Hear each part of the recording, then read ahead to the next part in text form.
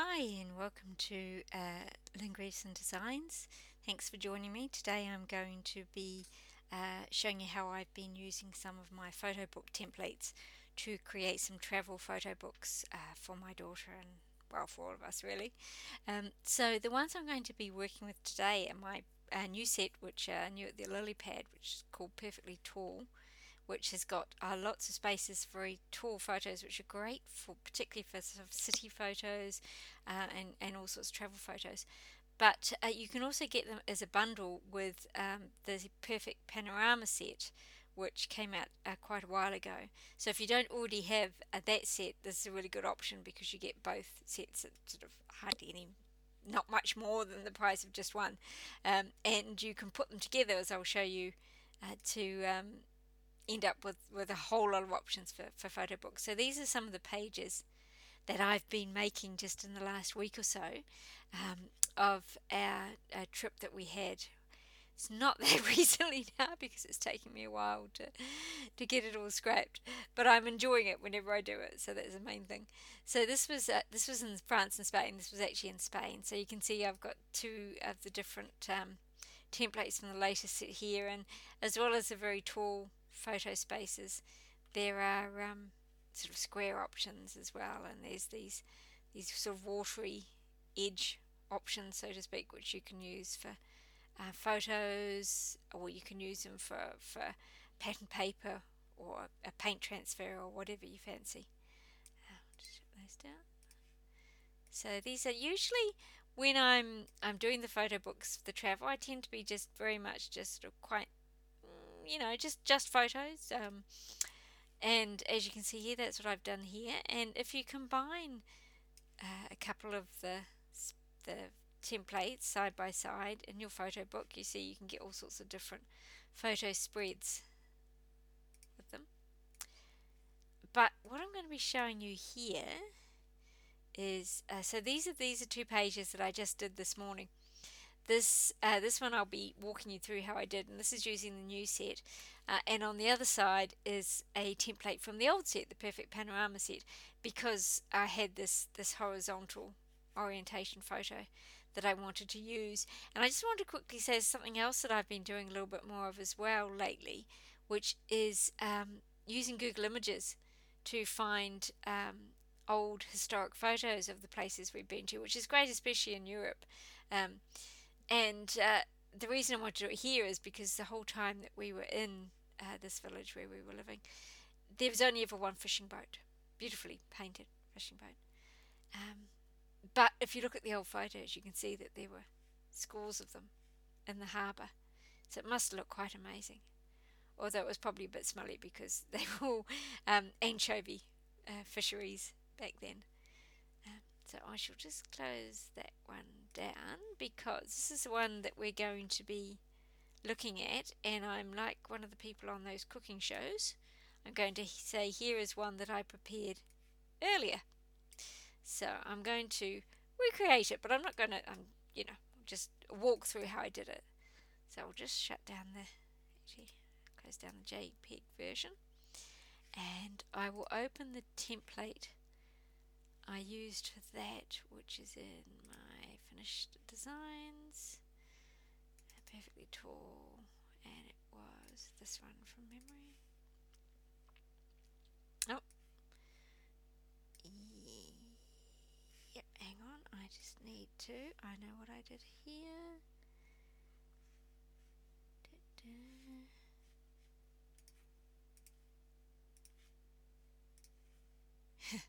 I've been a naughty designer and I'm breaking all my own rules, which is I worked with the original template when I was practicing on this before.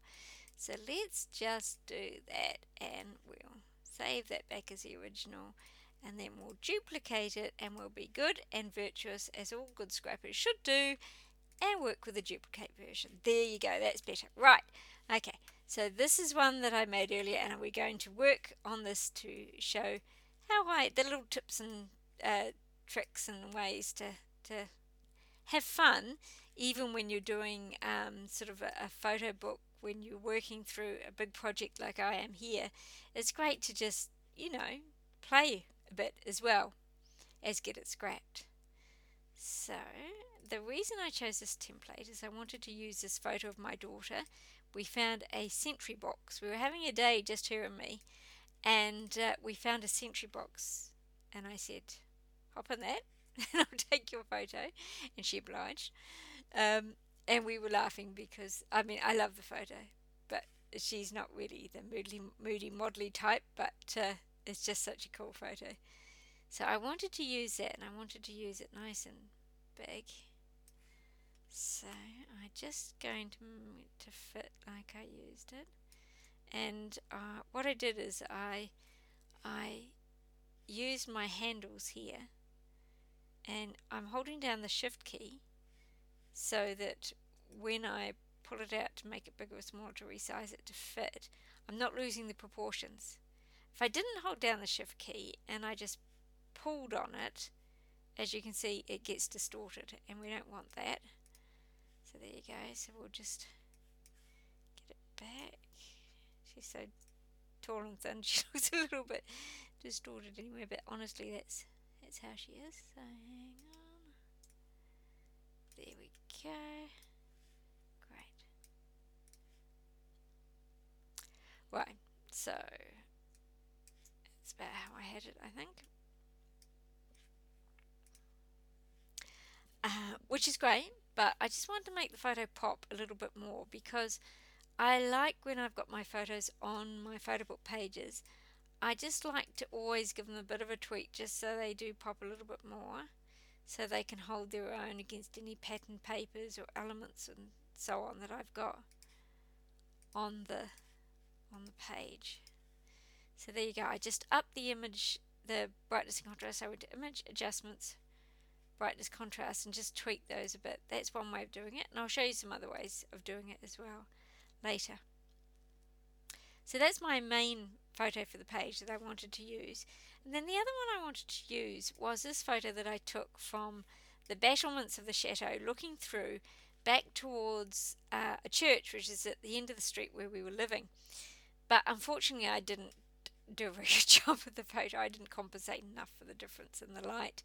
The church ended up very blown out and pale. So I thought, well, I'm going to have to tweak that. And normally what I would do to do a tweak is I would duplicate the photo layer, and then I'd put it, in this case, on multiply to bring back the detail in the church and to give it some more depth.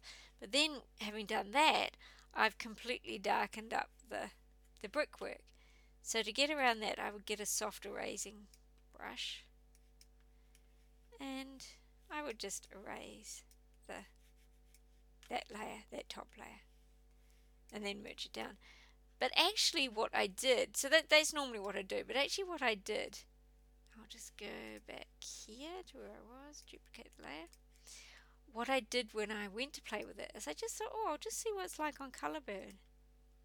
And I really like that. I mean, I know it's not at all a sort of, very realistic. It's all sort of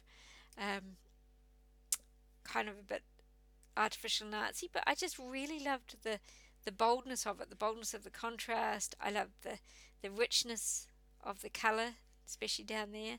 So I thought, no, I'm going to use it like that. So I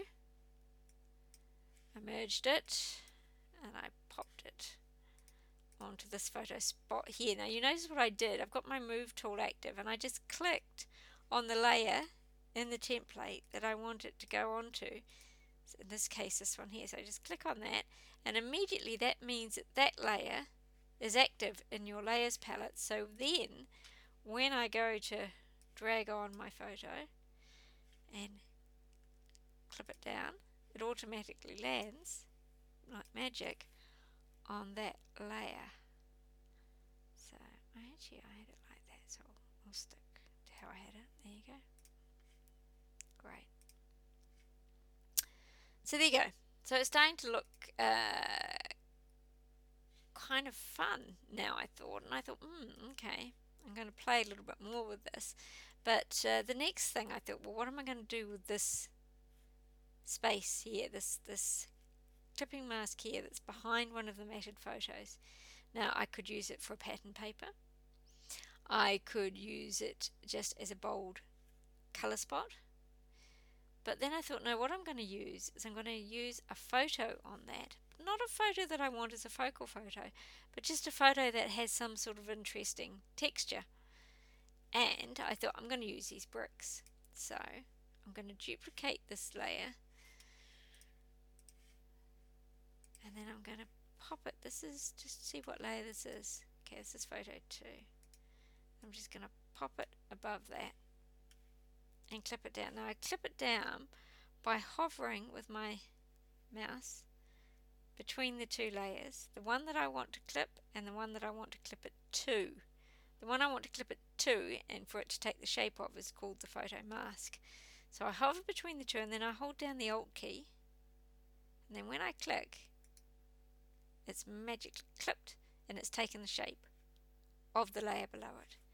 And then I can use my handles to drag it out, whoop, and get it to fit. I'm actually going to cheat a bit and pull it out a bit that way, just so I can. There you go. And I'm just going to pop the brightness and contrast up a bit on that as well. There you go. I just have a bit because it's got her jacket. And I can't see my handles anymore and I need to pull it out, so I'm just going to use my magnifying thing on and make it page a bit smaller, and then I can see my handles again. There you go. And then I'll go back over here again and bring it back up. Just down a bit. There you go. Great. Brilliant. And I really like that effect. I really like the way that it makes this whole side of the page work together so cohesively. You've got the bricks here from this photo, and then you've also got the same colour of the bricks on the dome of the church here, and it all just works. You've got the black here and the black of her scarf. So I just really like, it really makes my designing soul happy just to see that working all together. So that I got quite excited about now. So I thought, right, I'm going to put a photo on here. I'm going to use this photo, which is the side of the chateau, the castle where we were. So again, I've got my move tool selected up here. I click on that layer, and then when I drag this and clip it, it instantly goes onto that layer. It's way too big, of course. So I need to find my handles and whoop, get it to fit. Whoops, what am I doing? Naughty designer again. Didn't have my finger wasn't properly on my shift. There you go. Great. Down. Right, brilliant. Okay, so I need to make that hold its own against these photos. So again, I'm going to go to Image, Adjustments, Brightness, Contrast, and just up the brightness and contrast quite a lot, actually, in that case. And then this spot here, I actually had another portrait of her. She was being very obliging that day. It can be a bit hit and miss. Sometimes she's not at all keen on the idea of having a photo taken, and then other days she is. I figure she'll thank me for them one day. There you go. I wish I had that many photos taken of me when I was young and cute. Right, that. And definitely not anymore. Okay, so that needs to be upped a bit as well, and one of the ways of doing it is just to go duplicate the layer and then put it onto either a soft light or, for a bit bolder, an overlay. Just tone it down a little bit. There you go, and layer, merge down. So there you go. Right, now what am I going to do with this spot here? I could put a photo there, but actually I thought I'm really enjoying playing, so I want to put something a little bit more arty there. So first of all, I'm going to change the colour. Now I can do that with my hue saturation sliders, or I can simply put a colour overlay on it, and I'm going to pick the colour from the bricks. Change a little bit. There you go. And then I'm going to go to Layer, Rasterize, Layer Style, because if I don't rasterize that layer style, anything else I clip to that layer will end up getting the color overlay on it as well. And I don't want that because I'm going to put this colorful transfer on it, which is from my Here and Now transfers. I'm just going to drag that over onto there. Now, I could leave it like that. I quite like that look, that sort of arty breaking out of the bounds of the page look. So that's fun. You can have it sort of going over that photo as well if you wanted. But in this case I decided no, I'm going to actually clip it to that shape because the rest of my photo books do have these sort of constrained straight edge pages, and I still wanted it to work with that. I didn't want it to sort of break out completely from that. So it's fun to have something a little bit arty, but in this case I just wanted to keep the sort of straight edge, straight cornered, the cornered look. Now I'm going to add a colour overlay to that bit of paint as well, rasterize it, and I might just dodge it a bit with the dodge tool just to make it a little bit softer and paler. There you go. And then grabbed another transfer from the same pack, the Here and Now transfers, which are also part of the Here and Now bundle. So, and I pulled that onto there, just for a little bit of extra colour. Oops. Yep. And then I thought, well, I want something on this photo as well now, which now no longer is popping on. I might just up the saturation just a tiny bit. I'll just go Command U to get me my sliders. I might just up it just a tiny bit. And then I get another transfer from the same pack. And I'm just going to pop it on here. Now, I actually quite like that look with it, like I said, sort of breaking out the bounds of the page. But I'm going to stick with what I'm doing. I'm just going to clip it to that and I'm put it on an overlay. And it just adds just a little bit extra. I might just tone it down a little bit. There you go. And then I'll do the same down here with another transfer from the same set and clip it to that photo as well. Oops, already was clipped because it was, and put that on overlay, and it just sort of pops a bit, but I don't like it going over her legs, so I'm just going to grab a soft brush and just, there you go, that. So it just makes a bit more of a arty sort of look to that corner of the, which otherwise might be a bit dull, and it balances up what you've got going on up here. So having done that, then I sort of stepped back a little bit and looked at it, and I thought, I wonder what this photo would look like if I went Command U and got desaturated it. There's other ways of desaturating as well, but it's one quick way. And then I'll just up the brightness and contrast again, because I just up the contrast. I quite like that where you have just one black and white photo with some other colour photos. It's just another way of making each of the photos kind of hold their own and grab your attention. But to make it work better with the page, I'm just going to add a very subtle colour overlay to that as well. So put it on overlay and then just pop it down just to about there. There you go. That, and then I thought, well, this photo too might benefit from a little bit of a play. So I'm just going to put an overlay on that, which you can see. And then I'm just going to erase that top layer. I duplicated the layer, I put the colour overlay on the top layer, and then I'm just going to use that soft brush again just to erase most of it, but just to leave a sort of a hint of it on the photo. Yeah, great. Okay, so that's been fun, but I'm left with this sort of dead space here. I like all this white space on the photo. I could move the photo up like that, but I actually like that white space there.